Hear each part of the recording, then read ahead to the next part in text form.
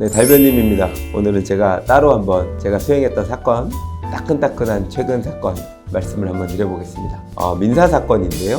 채권자 취소건이라고 들어보셨나요? 채권자 취소건에 의한 사행위 취소 소송에 관한 사례였습니다. 채권자 취소건. 잘 모르실 수도 있어요. 채권자 취소건을 간단히 설명을 드리면 채무자가 이미 빚이 재산보다 많아서 채무 초과 상태가 된 거예요. 법률적으로는 무자력이라고 하는데 빚이 너무 많아서 그 빚들을 갚을 수가 없는 상황에서 자신의 재산을 임의로 처분하는 겁니다. 그래서 이런 경우에 그 빼돌리는 행위를 채권자를 해하는 행위라고 해서 그거를 사해행위라고 하는데 그 사해행위를 취소하는 권리, 이런 걸 말합니다. 민법에 이 조문이 도입된 지는 꽤 됐는데 실제로는 그렇게 많이 사용되지 않았어요. 실무에서 별로 쓰이지도 않았는데 어떤 사건을 계기로 판례들이 아주 많이 형성됐습니다. IMF 때였습니다. IMF가 터지자마자 전국에 있는 기업들이 다 줄줄이 쓰러지게 됐죠. 대표들은 그래도 살아야 될 거 아니에요? 그러니까 본인 명의로 되어 있던 재산들을 빼돌리는 거죠. 이런 행위들이 있다 보니까 그 회사 내지는 대표로부터 돈을 받고자 했던 채권자들 입장에서는 분명히 회사 내지는 대표한테 이런 재산이 있다고 해서 내가 얼마라도 조금 보전을 할 수 있을 줄 알았는데 그 재산이 넘어갔네?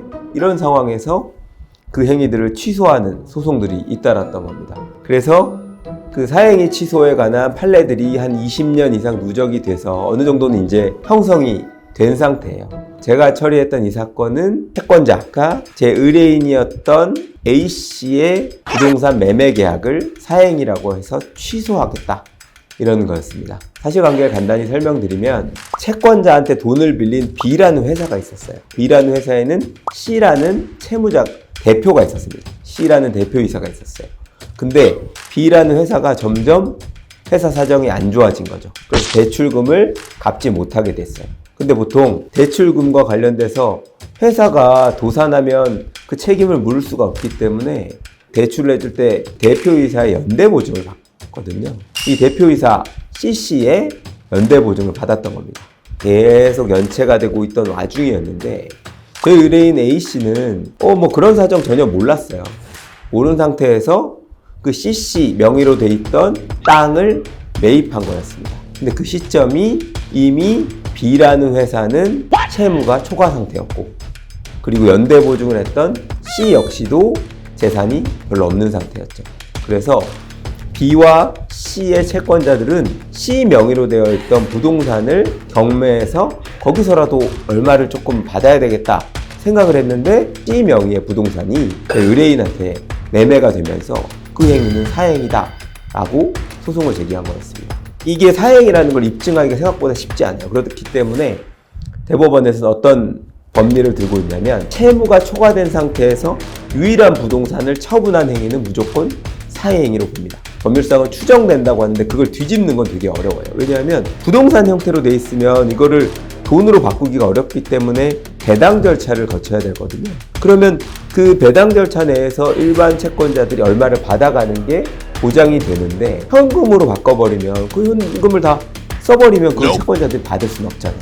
그래서 이런 유일한 부동산을 처분한 행위는 특별한 사정이 없는 한 사행위로 봅니다. 그러면 수익자 입장에서는 내가 그걸 몰랐다 라는 것을 입증해야 되는 입증 책임이 넘어가게 되는 거죠. 1심을 제가 맞진 않았었습니다. 근데 그 의뢰인 A는 나는 이거 몰랐다 라고 주장했지만 1심 판사님은 그거를 믿어주지 않았습니다. 이 취소를 구하는 채권자 측에서는 그 B라는 대표이사의 동생이랑 우리 의뢰인이 C가 수익 친구 사이 아니었냐 라고 하면서 이거는 사행위로서 취소돼야 된다 라고 주장을 했어요. 그래서 항소심을 제가 맡게 됐는데 말씀을 들어보니 사행이라고 좀 보기가 어려운 면은 있지만 그 법리에 따라서는 이걸 뒤집기가 쉽지 않은 거예요.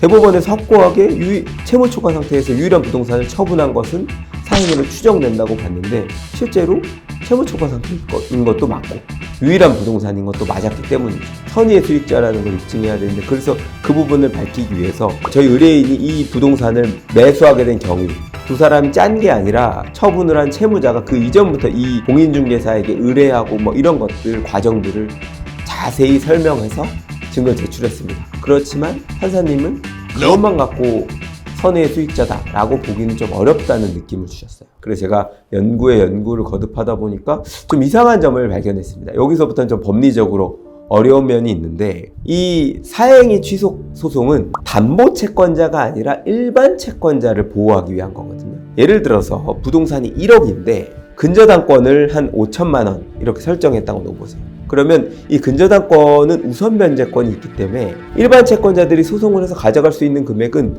그 1억 원에서 근저당권자가 우선 변제를 받고 난 5천만 원을 제외한 나머지 5천만 원이거든요. 그래서 실제로 돌려받는 금액도 그 5천만 원에 한하는 겁니다.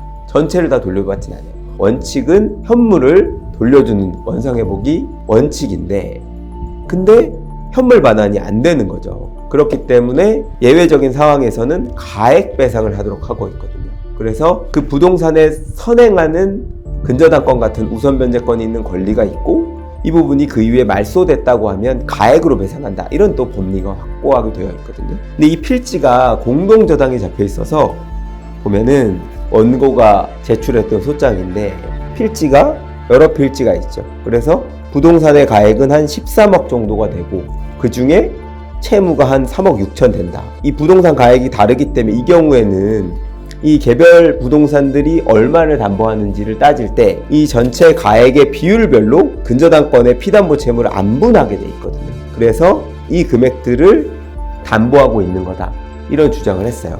근데 제가 보다 보니까 이 부동산들 중에 일부 처분된 부동산이 있었던 거예요. 부동산이 한 13억 정도가 됐었는데 부동산이 중간중간에 처분이 되고 남아있는 부동산은 더 적더라는 겁니다. 실제로 그 부분을 제가 찾아내서, 처음에는 공동저당이 됐을 때 8개의 필지가 공동담보가 돼 있었던 게 맞다. 그래서 이제 원고는 그렇게 주장했지만 나중에 보니까 그 중에 일부 필지, 8개 필지 중에 4개 필지가 이미 처분이 돼서 말소가 돼 있었던 거예요. 이 근저당권이.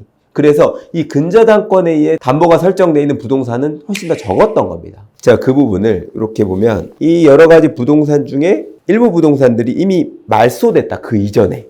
이런 부분들을 제가 찾아서 설명을 드렸어요.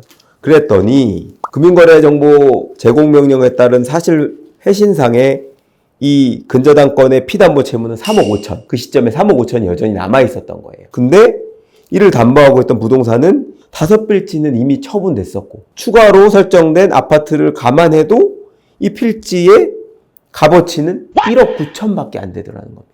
1억 9천짜리를 부동산을 가지고 여전히 근저당권의 피담보 채무는 3억 5천인 거예요. 그렇기 때문에 1억 원의 부동산이 5천만 원의 우선 변제권이 있는 피담보 채무가 있을 때는 그 나머지 5천만 원이 사행위 취소 소송 대상이 되는데, 이 부동산 4필지의 지금 시가가 한 2억도 안 되거든요. 근데 그 근저당권 피담보 채무는 여전히 3억 5천만 원.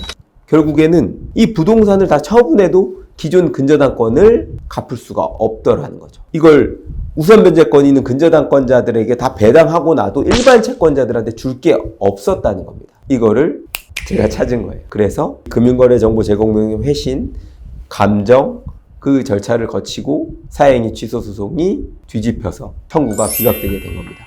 제가 이제 이 사건을 다투면서는 한 가지 방식으로만 이길 수가 없어서 3가지 방식에 대한 주장을 했었는데, 가액을 초과하는 피담보 채무가 존재하고 있어 이를 처분한 것은 사행위가 아니다. 2번째는 그 피고가 채무 초과 상태에서 이 사건 부동산을 매각한 것은 상당한 대가를 받고 채무 변제를 마련하기 위한 것으로서 사행위가 아니다. 3번째는 저희는 그 부분을 몰랐다. 1번으로 이기면 2번, 3번 갈 필요 없는데 혹시 모르잖아요. 그래서 단계별로 3가지 그 복주머니라고 하나요?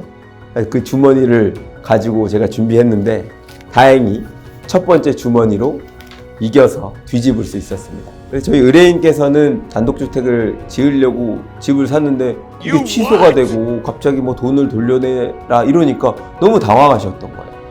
근데 법이 그렇다고 하니까 이런 법이 어딨냐 세상에. 굉장히 억울하셨는데, 이게 2020년에 제기된 소였고 제가 맡은 뒤로부터 한 2년이 걸려서 바로 잡을 수 있었는데 저도 굉장히 의미가 있었고 의뢰인이 굉장히 감사했습니다. 변호사로서 일을 할 때 이렇게 어려운 사건을 풀어낼 실마리를 갑자기 탁 찾아냈을 때 굉장히 뿌듯하거든요. 이런 사건을 이기고 나면 굉장히 의기양양해지고 또 자신감이 쌓이게 됩니다. 오늘 이렇게 말씀드리고 제가 진행했던 여러 가지 사건들 아직도 소개해드릴 사건들 굉장히 많거든요. 시간 되는 대로 꾸준히 틈틈이 시간 내서 열심히 찍도록 하겠습니다. 감사합니다.